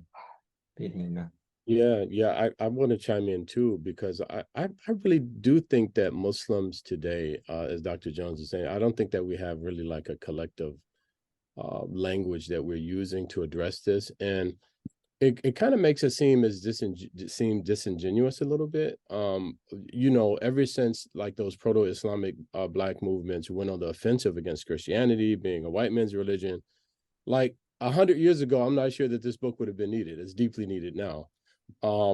And it's not just the interpersonal, it's also the systemic to Ibrahim Kendi's work. Like, again, I'm in the field of education, black kid does something, white kid does something. And after they do the same thing, black kids are 5 times more likely to be removed from school and to be suspended. In every industry you go to, whether it be healthcare or whatever, these are people like Dr. Jack was saying, who have good intentions, who work in the same system. So where's Islamic response to that? Like, it's not only an interpersonal, like, okay, you called me out of my name, you referred to me as something black, and I mean that is a part of it. But right now, like, I think in the post-colonial moment or current colonial moment, depending on who you ask, many folks would kind of like have to move. It would be required because these things, like whiteness, is normalized. I could use many examples from education because that's what I know. Black girls come into school talking a particular way that they talk in their churches, in their communities, in their homes, but they're described as loud when they get to school because there's an invisibilized marker that's not stated. It's an unstated marker of a particular noise level that's suited for white girls in school. And so you have all of these kind of like new forms of anti-blackness that I think, but I don't know, Dr. Jack Brown is far more capable of speaking about it, but I think that our Islamic tradition does speak to all of these other types of, but I unfortunately, I think that there's just a deep ignorance, and it really hurts as a Muslim. I'll say this and I'll stop talking. I talk to superintendents across the United States. I've done, education project, and white folks in general will come in the room, they'll talk why their data looks a particular way, why students of color, communities of color, not just Black, but indigenous, whatever, don't feel comfortable. You try to have a basic level conversation, the same type of questions with Muslims, and they immediately go into a space of denial, immediately. So I don't know the path forward. I really don't know how to begin to move forward beyond where we are. I do think we're a bit stuck in the current Muslim community, unfortunately. Could I'd like to follow that by saying that this notion, the example that you use, the Black kids being more expressive. I think a couple of psychologists, the Psychology of Black Expressiveness, wrote about this years ago. And I think there's something to it. It's absolutely true that, quote, African-American culture is more expressive. However, I mean, the African-American milieu that I grew up in was very expressive. I went to a Black church, I was raised Baptist and all of that, but had a sense of decorum that was not about imitating white people, right? It was about how do we present ourselves to our Black community, because we were segregated at the time, and how do we move our race forward. And so I just want to just push back a little bit, Dr. Khalif. We have to be more nuanced about when we talk about these things, because things, to me, changed dramatically after the 60s, for instance, about what Black culture is. Thank you for that clarification. What I meant to say was that, so like federal researchers, both in the U.S. Department of Education and the Office of Civil Rights, follow why kids are suspended for school. And I was referring to, regardless, I'm not just talking about noise decorum, but anything that African-American kids do in school, Latino kids in school, and white kids do in school. So researchers follow that. And what they find is that even when the behaviors are exactly the same, people are treated differently. I mean, there's a very famous Yale child study that happened just a few years ago, in which they took these teachers and they said, okay, watch for the bad behaviors of these kids in the classroom. They have Black, Latino, and white kids in the classroom, and all of the eyes of the pre-service educators and the current educators were following Black boys around the room. Like, they had never seen these kids before. These were babies. They were 2 and 3 years old. So I guess the broader point I was making was not to kind of like slam Black culture. I mean, I'm very proud of it, but rather to say that there is an invisibilized norm that is deleterious and is dismissive and is marginalizing toward Black ways of being that you speak of in current schools. And that Muslims don't seem to have really a handle on any of that, and don't seem to, yeah. Barakallah feekum, jazakallah khair. I'm a little conscious of time. I do want to maybe highlight the second poll that it asked, to what extent does anti-Blackness need to be addressed before ummatic solidarity can be realized?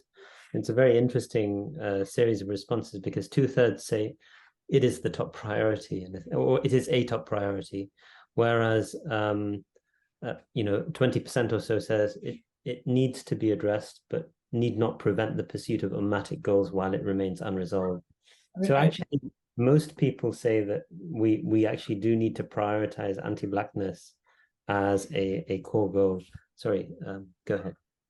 I'm going to say this, and then I'm going to do something really rude, which is I'm going to leave because I have to go. Because otherwise, Jimmy Jones is going to be upset. Yes, I will. To see Jimmy Jones. So but I'm going to like literally just sign off, and then I don't know what you guys are going to do after that. I really apologize. I'm so sorry. I'm so rude.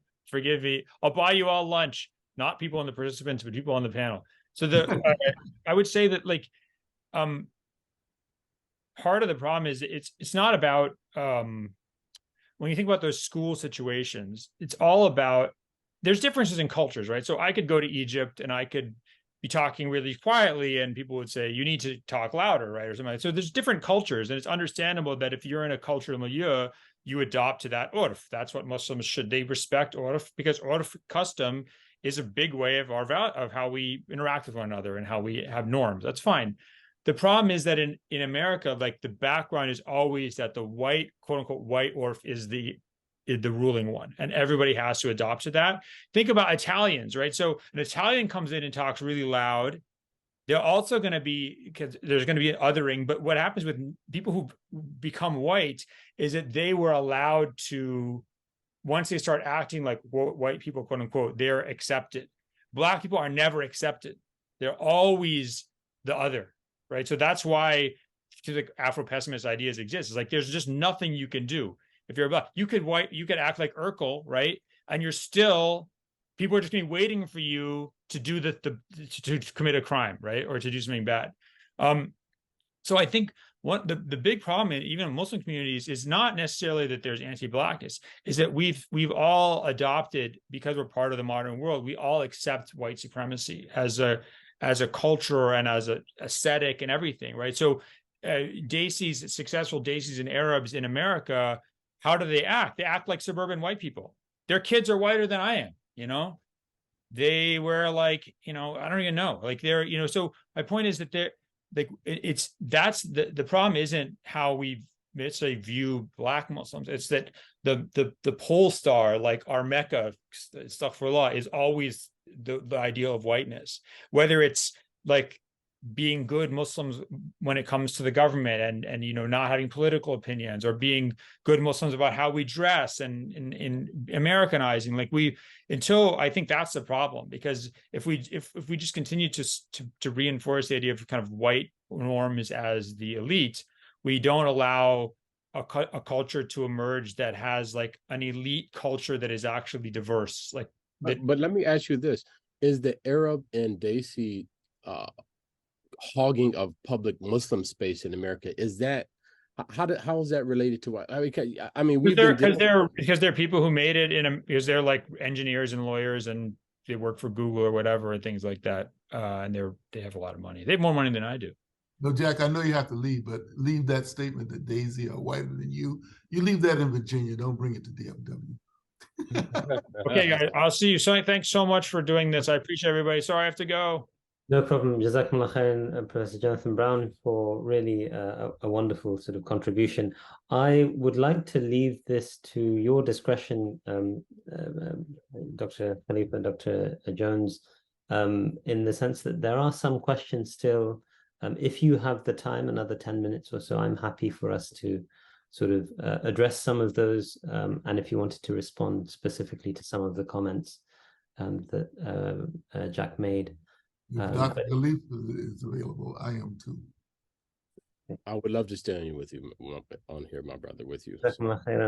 I mean, usually we do go about 2 hours, so we're coming up to that time. But I think this is such an important and valuable topic, and I'm sure that after having read sort of Jack's book, you have a lot to reflect on.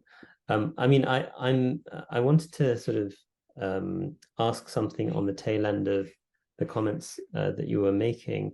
And, you know, one of the points that some of the literature on race now highlights is when we're talking about whiteness, we're not talking about phenotype. We're not talking about people's skin color. It is a sort of, you could say, a civilizational attitude that comes out of Europe. And I think it's in that spirit that Jack was making those last comments. And it's in that spirit that, Professor Khalifa, your remarks seem to be sort of directed as well, that in order for Muslims in North America, and this will be true in other places as well, but in order for Muslims in North America to make it, they basically have to assimilate to a culture which embodies that kind of anti-Black racism in very subtle ways, which, as Professor Jones sort of highlights, you know, perhaps as a counterpoint to what I've just said, that actually the 1960s and that, you know, that moment of transition was significant enough for us to now disaggregate the notion of white supremacy from US culture, you know, as a necessarily relationship. And I feel that Muslims, particularly immigrant Muslims in the United States, have a way to go before they, you know, recognize the significant advantage that they have accrued by associating with the establishment, and in the ways that Professor Brown commented. So I don't know if you want to add anything to this, because I really would love to learn from you in this regard. And we, of course, also have some questions that are being articulated in the chat and the Q&A, which I would love to have your thoughts on. I'll yield to you, Dr. Jones, but I will say that this has been an impediment for true solidarity, actually. How can you expect to withhold aspects of brotherhood or community solidarity and for someone else to be to deliver their full, like akhuwa, their full rights?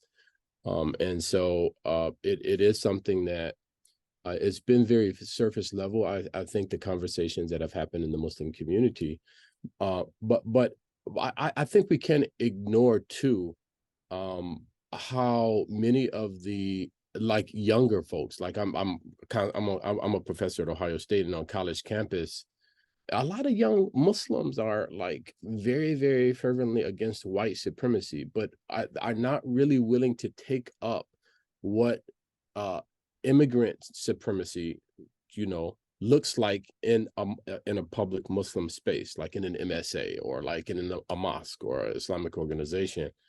And I think that that's also seen as disingenuous. So like my wife is from East Africa, and East Africans, who are many are as dark as me, themselves have a term for people like me that they use among themselves, but in the non-Muslim public space, they're very in solidarity with blackness, because that's the current currency in the moment now. But in like their own masajid spaces, this term is used quite frequently. But East Africans, you're talking about East Africans of Indian heritage specifically? No, I'm talking about of African heritage.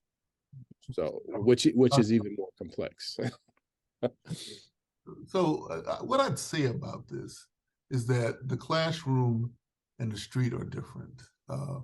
I actually got into higher education because I didn't want to be enveloped by the street, as it were. I was when I first started working as the executive director of the Black Coalition of Greater New Haven, our mantra was the freedom of Black people is responsibility of Black people. I think Dr. Khalifa is saying the same thing. But my point about this is that you really, it's one thing to talk about it. Again, in the classroom, everything is up for grabs, right? You talk about anything. But when I'm trying to, as Dr. Khalifa said, dismantle immigrant supremacy, I need to act. And I need to develop models of acting that, to me, need 2 points. One is consciousness raising about what it is.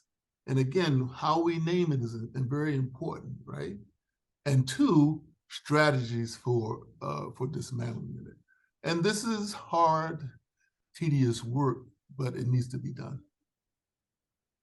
I mean, I should just clarify for sort of audience members who are maybe attending from Europe, where the immigrant Muslims are the underclass, right? So in a sense, there is no equivalent to the indigenous underclass that the African-American Muslim community reflects or represents. I also when I went to London, I was shocked that Pakistanis were the Black people of the educational system. I was shocked. The first time, a long time ago, first time I went, being a product of the 60s, and to see Pakistanis being talked about the exact same way Black people were, as the way Dr. Khalifa talked about, and being seen as sexual predators as well. Right. Yeah, I mean, it's quite sort of striking because, of course, South Asians are, in my experience at least, for 5 years in the US, remarkably successful in general. And it's a very different demographic that came to the UK. But unfortunately, in some respects, it continues to persist, that we continue to have those sorts of structural problems. I wanted to ask a question which sort of arose in the chat.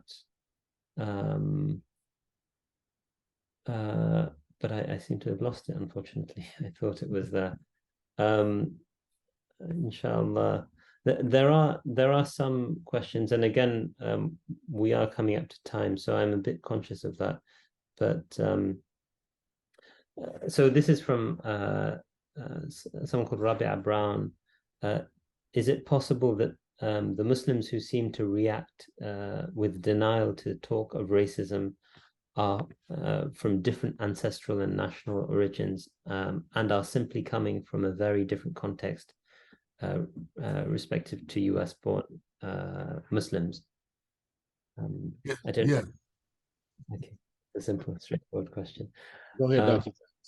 Yes, I would say yes, but we're not talking about in our questions, in our critique, we're not talking about the masses per se.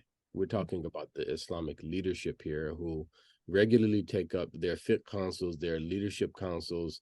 And Dr. Sherman Jackson wrote that book like almost 20 years ago, and other books have been written since, and it's really not gotten not gotten the discourse it needs to kind of be in the current moment. Like Dr. Jack Brown said, leadership, implications for Masajid, for example. And two, very little, if any, action has happened because of it. There's some outliers like Iman in Chicago and other institutions. Yaqeen, I think, is an outlier, but we're speaking generally. Yeah. Just for people who are unfamiliar with the US context, we're speaking about Dr. Sherman Jackson's book, Islam and the Black American Towards a Third Resurrection, published by Oxford University Press. I want to say around 2004, but maybe a bit later than that. The question I have to stick in here because please. Every few years, Abdul Hakim, Sherman Jackson, and I have this debate about the book. I think the book, as Dr. Khalifa points out, is very instructive to all of us, right, living in the United States, both what Dr. Jackson's called the Black Americans with the capital B, and the so-called immigrants. I think its major shortcoming, as far as I'm concerned, is that, and I wrote a brief piece about this in the Islamic Horizon, from the back of the bus to the back of the camel. I love Sherman Jackson, really, I do. I just think that wasn't a useful framing, because if I'm immigrant, I mean, the camel jockey and all this kind of stuff, and we're not even talking about, we're talking mainly Daisy. It's just his framing and overall framing and the message to us and the message to people who are not Black Americans was a good one. But phrases like that, if I'm Daisy, I'm not Daisy, would feel might be a turnoff. Actually, we were in a conference with I think it was on Worthy Muhammad at Yale a few years back, and it was a conference where just about every segment of the Muslim community, or what I call the big A's, was represented. But I heard a complaint from younger Daisy people in particular about phraseology like that in the book. And this is my point about how you start conversations, that, if you're going to start conversation like that, you got to work harder. So language is so very important as something that goes before action. And the kind of action that you want ought to be in language that is, again, intellectually provocative and inclusive. And I don't think terms like that are they're intellectually provocative for sure, but inclusive not. No, it's important food for thought, because these are fraught areas of discourse as well, and they need to be, we need to tread carefully to get the results that we really want, and inshallah we can sort of, in some respects, we have to be careful not to antagonize people who are our partners in this journey. So I did want to highlight a comment from Huda Sharif, which is coming from a South Asian perspective, because my parents are from Bangladesh originally, so I'm South Asian, but I perhaps haven't highlighted this point, which is it would be surprising perhaps to white Europeans and Americans to realize that South Asians can actually be more racist and anti-black. I mean, in fact, Huda is arguing that they are some of the most racist and anti-black societies on the earth, which I think those are relative judgments. The argument here being made is that this may be rooted in the Hindu caste system. As someone who has lived for a period in Bangladesh and seen in at close quarters, particularly from the older generation, and sometimes people talk about the way in which you'll forgive a grandparent for making these kind of racist remarks, but I've heard members of that generation basically saying that Muslims should never marry people of African descent, even if they're Muslim, right? And these might be learned religious people, because they just cannot countenance in their minds that such people could be people we can marry. And I'm sure that this is a conversation I had in Bangladesh. I'm sure that sort of conversation is something which has been transported to the New World and, of course, to Europe as well by immigrants.